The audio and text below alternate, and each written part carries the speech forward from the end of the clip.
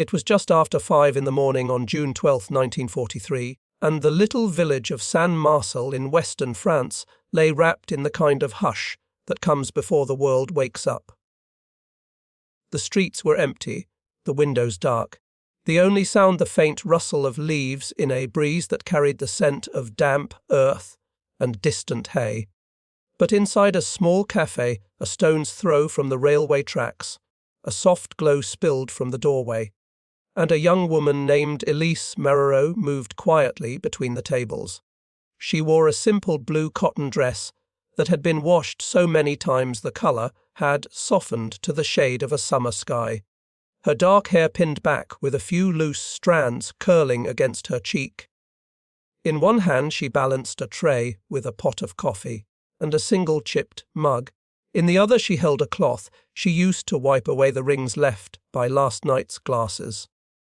Her face was calm, almost serene, the corners of her mouth lifted in a small, practiced smile that never quite reached her eyes. At the corner table sat Captain Klaus Pfizer, a tall, thin man in a crisp grey uniform, his boots polished until they caught the lamplight, his pistol resting heavy against his hip. He looked relaxed, one leg crossed over the other, a newspaper folded beside his cup. He had been coming to the cafe every morning for the past 2 weeks. Always at the same time, always alone. He liked the quiet, he said, and the coffee, though it was little more than roasted acorns and chicory. Elise refilled his mug without being asked, letting the steam curl between them. He looked up and smiled, a slow, confident smile that assumed familiarity, assumed she enjoyed his company. "You're up early again, Claire," he said, using the name on her forged papers. "Don't you ever sleep?" She tilted her head, letting a strand of hair fall forward. "Someone has to keep the place warm for you," she answered, her voice light, teasing, the way a woman might speak to a customer she wanted to keep happy. He chuckled, pleased, and took another sip. He did not see the way her fingers tightened on the pot handle, or the way her eyes flicked to the clock above the door. He did not know that beneath the floorboards under her feet lay a wireless transmitter no bigger than a lunchbox, or that the night before she had crouched in the dark, tapping out a message in Morse code that would travel across the channel to London. He did not know that the smile she gave him was the first thread in a net that would soon close around him and the train he commanded. The train, 130 metric tons of shells, bullets and aviation fuel, packed into 16 cars, scheduled to roll out of Nantes at 3:10 in the morning on June 14. It would pass over a narrow stone bridge at kilometre 87, a bridge that looked old and unimportant, but carried the only crossing for 20 kilometres in either direction. If that bridge went down, the entire supply line to the Atlantic coast would freeze for weeks. Elise had learned all of this not from maps or reconnaissance flights, but from the careless words of men who thought she was too simple to understand, too harmless to remember. She had leaned close to Captain Pfizer the night before, laughing at a joke she didn't hear, letting her hand brush his sleeve as she poured more wine. "You must see so much," she had said, her voice soft with feigned wonder. "All those trains, all those secrets." And he, warmed by the wine and the flattery, had talked.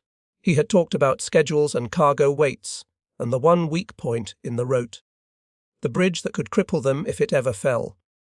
She had nodded, wide-eyed, and memorized every word. By the time the sun rose over the quiet fields, the message was already on its way.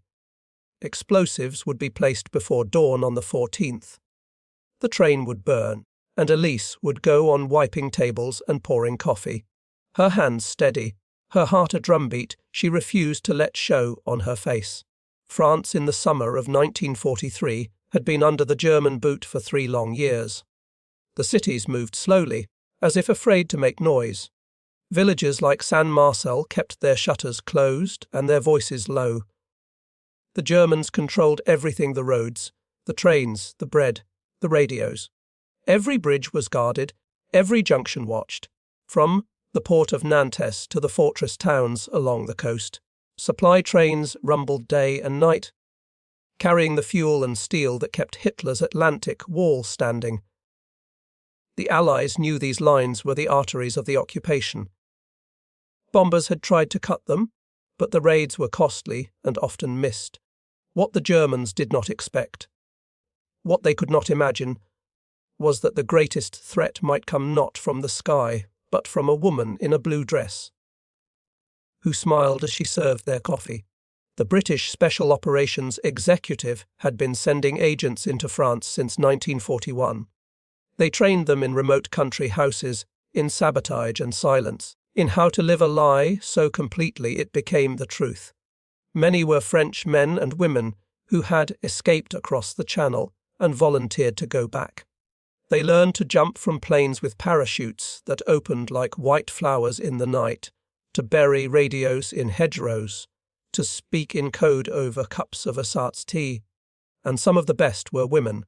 39 of them were sent into the field between 1941 and 1944.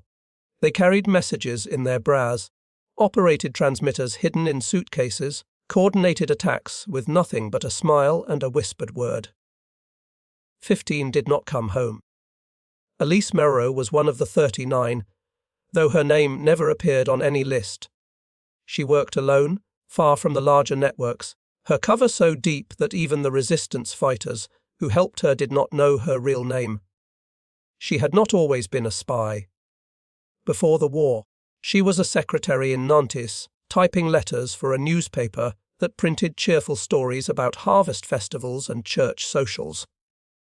She spoke French fluently, German well enough to get by, and lived with her father in a small apartment above a bakery. Evenings were spent reading poetry aloud or listening to him play the piano, his fingers stiff from years of inspecting railway tracks.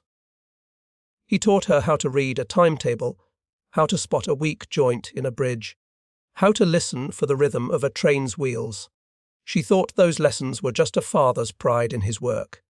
Then, in December 1941, the Gestapo came for him. They found a resistance newsletter hidden in his coat pocket, a newsletter Elise had typed on her office machine, because the printer had asked her to. She heard the boots on the stairs, the shout of her father's name, the crash of the door. She never saw him again. 3 months later, a man she barely knew slipped her a note during Sunday Mass. "If you want to fight, come to the river at midnight." She went. She crossed the Pyrenees with bleeding feet, was smuggled into Spain, then flown to England. In a quiet manor house in Hampshire, she learned a new kind of war. The training was brutal in its subtlety. 8 weeks of learning how to kill a man with a knife, how to blow a rail with plastic explosive, how to send a message in Morse code without a mistake. But the final lessons were the strangest. They called it role reversal. Instructors who had once been actors taught her how to use the enemy's own blindness against him. "They will see a woman," one said, "and they will see weakness. Let them. Make them comfortable. Make them talk."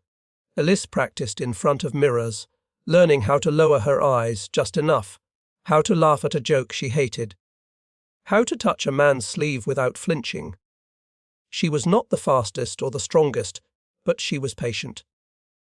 She could remember a conversation word for word, mimic an accent after hearing it once, lie so smoothly that even she almost believed it. On her last night, they gave her a new name. Claire Fournier, 30 years old. Widow, cafe owner, and a parachute drop into a field near Cholet. She landed in the dark, rolled into a ditch, and waited for the resistance to find her. By the end of the week, she was behind the counter of Café Bleu, pouring watery wine for German soldiers and smiling like she meant it. For almost a year, she lived the lie. She learned the names of the officers, the shifts of the guards, the way the trains sounded when they were heavy with cargo. At night, she knelt on the cold floorboards, unscrewed the trapdoor, and sent her messages in bursts of static. London answered with coded phrases buried in BBC broadcasts. The baker sends bread, meaning stand by. The sky is clear, meaning proceed. She kept a notebook hidden in a hollowed-out beam, pages filled with train numbers and times, and the careless boasts of men who thought she was too stupid to understand. She flirted because it worked. A smile here, a lingering glance there, a free glass of wine when a man looked lonely. They talked. They always talked. And she listened. The night Captain Pfizer invited her to dinner, she almost refused. She was tired, her nerves frayed from weeks of waiting for the right moment. But she saw the way he looked at her, the way his hand rested on the schedule in his pocket, and she said yes. They met at the cafe after closing, the tables pushed back. A single candle flickering between them. He brought a bottle of real wine, not the vinegary stuff she sold. He talked about his childhood in Munich, his mother's strudel, the way the war had changed everything. She nodded, laughed in the right places, let her foot brush his under the table. When he leaned in to kiss her cheek goodnight, she turned just enough that his lips grazed her ear instead. "You're a mystery, Claire," he whispered. "I like mysteries." She smiled and said nothing. Later, when he left his coat on the chair to step outside for a cigarette, she slipped her hand into the pocket and saw the schedule. Train 521, June 14, 3:10 a.m., Bridge 87. She didn't need to write it down. She never forgot. The next morning, she sent the message. The resistance moved fast. Henry Dubois, a limping veteran with a face like carved oak, arrived with explosives and a map. They met in the back room, the air thick with the smell of wine and dust. Elise traced the bridge with her finger, her voice steady. 16 cars, guards on the first and last. Fuel in the middle. Henry nodded. "We'll need 3 charges. You'll come with us." She didn't argue. That night, she closed the cafe early, changed into dark trousers and a sweater, and walked with the others to the ravine. The bridge looked smaller in the moonlight, just old stone and moss, but she could feel its weight. They worked quickly, gloved hands placing the explosives, wires snaking into the detonator. At 2:48, they were done. They retreated to the trees and waited. The train came on time, its headlight cutting through the dark like a blade.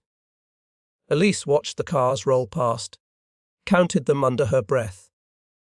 When the engine reached the centre of the bridge, Henry pressed the plunger. The explosion was not one sound, but many a sharp crack, a roar, a series of pops as the ammunition cooked off. The bridge folded like paper. The train lifted, twisted, fell. Fire poured into the ravine, lighting the trees orange and gold. Elise felt the heat on her face, smelled the burning fuel, heard the screams of men who had been asleep in the guard car. She did not move until Henry pulled her away. They ran through the woods, branches whipping their faces, until they were far enough that the fire was just a glow on the horizon. No one spoke. There was nothing to say.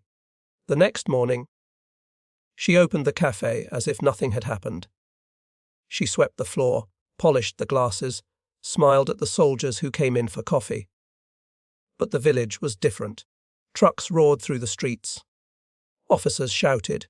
The Gestapo came to the cafe, kicked over crates, tore up floorboards. Elise stood behind the counter, hands folded, heart hammering. They found nothing. The radio was already hidden in a wall panel, the notebook burned. That night, a note slid under her door, they know. "Leave now." It was signed with a tiny drawing of a teacup. Heinz Kramer, the quiet corporal who always ordered tea, who had once asked if she missed her father. She didn't hesitate. She packed a small bag, took the pistol, the radio crystals, the photograph of her father smiling in a railway cap. She left through the back alley and ran. She made it to the edge of the woods before the truck came. She heard the engine, the shouts, the crack of a rifle. She dove into a ditch, mud in her mouth, and waited. Then a voice, low and urgent. "Claire, get up." Heinz stood over her, rifle slung, face pale. "I can get you out. Trust me." She did. They ran together, following paths only patrols knew until they reached a barn. He gave her a bicycle, a forged pass, a compass. South to Luon. Don't stop. She asked why. He looked at the ground. My sister. They took her. She was 16.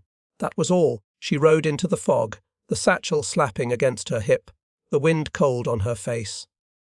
For 3 days, she moved only at night. She slept in ditches, drank from streams, her hands raw from the handlebars. On the 4th day, she found the safe house, a farmhouse hidden among vineyards.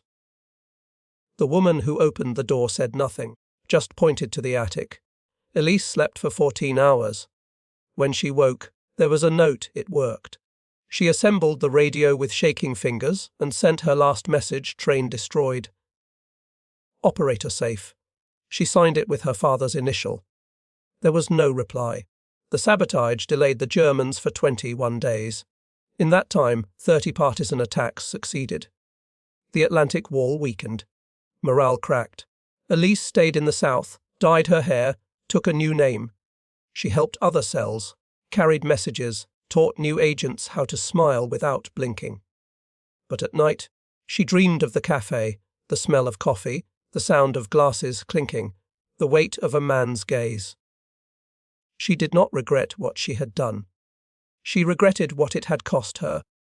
The part of herself that had believed in kindness, in poetry, in a world where a woman could just be a woman. Years later, a German officer who survived the blast said, "We underestimated her." He was right. Elise had not fired a shot or led a charge. She had listened. She had smiled. She had turned their arrogance into her weapon. And when the Allies landed in Normandy, when Paris was liberated, when the war finally ended, her name was nowhere. No medal, no grave, no file. Just a bridge that never reopened and a railway line that stayed silent long after the guns stopped. She was one of many. Women who carried death in their handbags, who sent messages in lipstick tubes, who blew up trains with a smile. They were called girls, distractions, ghosts. But they were the reason the war turned. Elise Marorrow vanished into history, but the story stayed. The story of a woman who used the enemy's blindness as her shield, who proved that the quietest voice could shout the loudest, who showed that courage is not always loud, that deception can be a kind of truth, that the smallest hand can pull the greatest trigger. She did it for her father. She did it for the France that had been stolen. She did it because someone had to, and in the end, that was enough.